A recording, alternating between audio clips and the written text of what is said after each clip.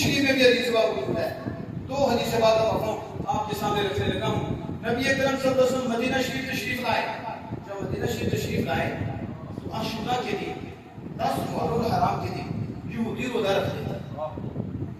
آپ نے یہودیوں سے پوچھا کہ اس دن کی نسبت کیا ہے کہ تم اس دن روزہ رکھتے ہو؟ انہوں نے کہا یہ بڑا بابرکت دن ہے. بولو کیا کہا؟ بڑا بابرکت. یہودی کہہ رہے ہیں. اب جو کلمہ پڑھتے ہیں وہ بھی چیک کرو. یہودی کیا کہتے ہیں؟ اور یہ بخاری بھی. حضور نے ریجیکٹ نہیں کیا, مسترد نہیں کیا کہ تمہاری سوچ غلط ہے.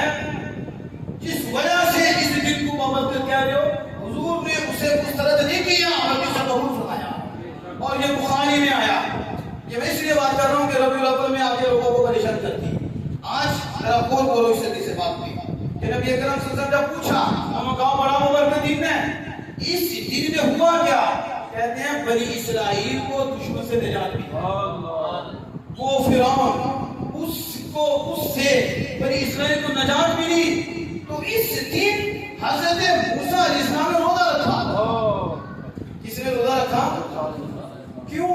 کیونکہ بنی اسرائیل کو اس دن دشمن سے نجات ملی, یعنی اللہ کا فضل نازل ہوا. اس دن اللہ کا کرم نازل ہوا. یہ اتنا بابرکت دن ہے کہ فرعون سے چھٹکارا ملا ہے. تو موسیٰ علیہ السلام نے اس دن روزہ رکھا. تو نبی اکرم صلی اللہ علیہ وسلم نے فرمایا انا احق بموسیٰ منکم. وہ سیدھا تو آپ تو زیادہ موسیٰ علیہ السلام کی حاضرت دی ہے. ہم تو زیادہ حاضرت دی ہے. ہم دیو تم روزہ رکھتے ہو, ہم موسیٰ علیہ السلام کی ہیں, ہم زیادہ حاضرت دی ہیں. تو حضور صلی اللہ علیہ وسلم نے خود روزہ رکھا اور صحابہ کو آرڈر کیا صحابہ تم بھی روزہ رکھو, تم بھی روزہ رکھو. تو صحابہ نے یہ عرض کی. دوسری سے بات مفہوم ہے یا رسول اللہ اس دن تو یہودی تنظیم مناتے ہیں, اس دن کی یہودی تنظیم کرتے ہیں. تو نبی اکرم صلی اللہ علیہ وسلم فرمایا کہ نبی کا بھی اگلے سال اگر اللہ نے چاہا تو اگلے سال میں نبی کا رکھوں گا. کیوں؟ یہودیوں سے مشاورت ہو رہی تھی. کیا ہو رہی تھی؟ قصد نہیں, بنا قصد کہ یہودی بھی روزہ رکھتے تھے. اب حضور نے روزہ رکھا تو مشاورت ہو گئی. تو صحابہ نے کہا اس دن تو یہودی تعظیم کرتے ہیں. تو نبی اکرم صلی اللہ علیہ وسلم فرمایا اگلے سال اگر اللہ نے چاہا تو نبی کا بھی رکھیں گے.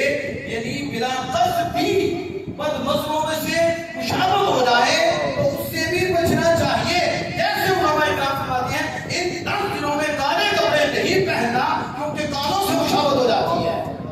یہ رسول اکرم صلی اللہ علیہ وسلم کا عمل ہے کہ نویں 10ویں کا کیوں یا 10ویں 11ویں کا کیوں؟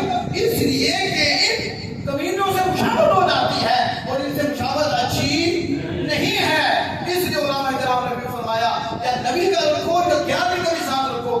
اکیلا ایک روزہ رکھنا بہتر نہیں ہے. یہ مقبول تنظیم ہے, اچھا نہیں, کیونکہ اچھے جو نہیں ان سے مشابہت ہو جاتی ہے. اب یہاں میں جو بات کرنا چاہتا تھا اس کو ذہن رکھو. موسیٰ علیہ السلام نے روزہ کیوں رکھا؟ بتاؤ. تو پھر یہودیوں نے رکھا تو انہوں نے کیا کہا یہ دن بابرکت ہے. تو نبی اکرم صلی اللہ علیہ وسلم نے کہا نہیں, تم کیا کر رہے ہو؟ سارے دن برابر ہیں, کسی دن کی کوئی قدر نہیں, کوئی دن سیلیبریٹ نہیں کیا جاتا, کسی دن کو نہیں منایا جاتا. یہ تو بدعت ہے اور تم اتنے سال کی بدعت کر رہے ہو. کئی 100 سال پہلے موسیٰ علیہ السلام اس دنیا سے پردہ فرما گئے. وہ حضور تشریف لائے, پھر مکہ میں بھی روزہ لے, پھر مدینہ میں آئے, پھر اس روزہ رکھنے کی علت بیان کی گئی. حضور نے اس کو قائم رکھ کر ساری امت کو یہ درس دیا ہے کہ جس دن اللہ کا خاص فضل اترے, جس دن اللہ کا نعمت دے, تجھے دشمن سے چھٹکارا دے, تمہیں آزادی دے, تجھ پہ کرم نازل فرمائے, اس دن رب کو یاد کرتے ہیں, اس دن بطور خاص رب کا شکریہ ادا کرتے ہیں, اس دن روزہ رکھ کے رب کی عبادت کر کے دیگر عبادات کے ذریعے رب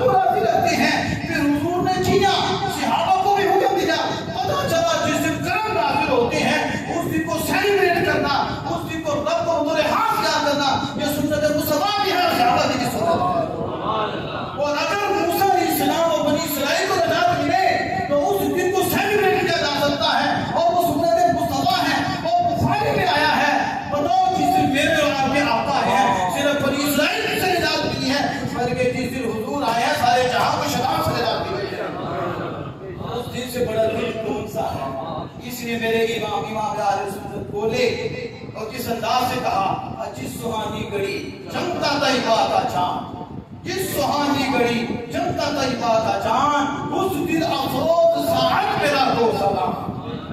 آخری پیغام جو 10 ربیع الحرام کے دن ہوتا ہے اور اس سے پہلے خرافات ہوتی ہیں اور اس کے اندر یہ جو حرام بھی شامل ہوتی ہیں، دوسرے تو ویسے خارج ہیں، ان کا انداز کیا ہے، طریقہ کیا ہے، مکس اپ ہے اور مکسر ہے۔ سمجھ رہے ہیں مکسر؟ بیچ عورتیں بیچ ہمت، جوتیاں اتری ہوئی ہیں، کچھ سنیوں کے بھی چوہارا، جوتیاں اتری ہوئی ہیں، دیے پکڑے دیے جاتے ہیں، ادھر جا کے مدد مانگی جا رہی ہے،